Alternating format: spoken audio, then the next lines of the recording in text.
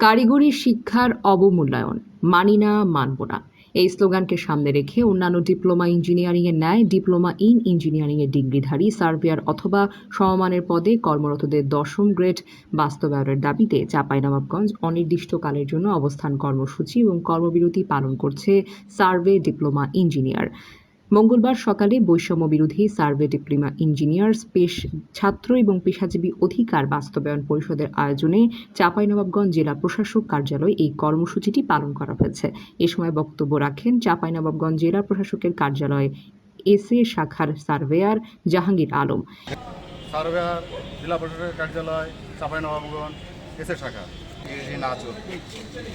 আমাদের দুঃখের বিষয় হচ্ছে যে আমরা ৩২টা টেকনোলজির মধ্যে ৩১টাই হচ্ছে ডিপ্লোমাধারী এবং ১০ম গ্রেড তারা ভোগ করে। এবং স্থানীয় সরকার প্রকৌশল অধিদপ্তর নাচুল শাখার সার্ভেয়ার আব্দুল হাকিম সহ সকল দপ্তরের সার্ভেয়ার উপস্থিত ছিলেন।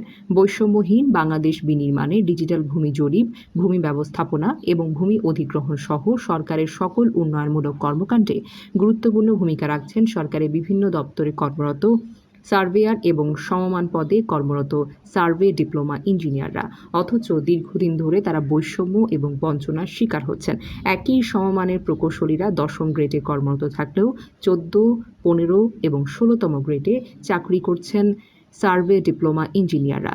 এই বৈষম্য নিরসনে ইতপূর্বে আদালত এবং বাংলাদেশ কর্ম কমিশন নির্দেশনা দিলেও বিগত সরকার তা বাস্তবায়ন করেনি। এ নিয়ে সার্ভে ডিপ্লোমা ইঞ্জিনিয়ারদের মধ্যে বিক্ষোভ বিরাজ করছে। দ্রুত বৈষম্য নিরসন করে ১০ম গ্রেড বাস্তবায়ন দাবি জানানো হয়। Nusrat Jahan, CN Bangla news desk.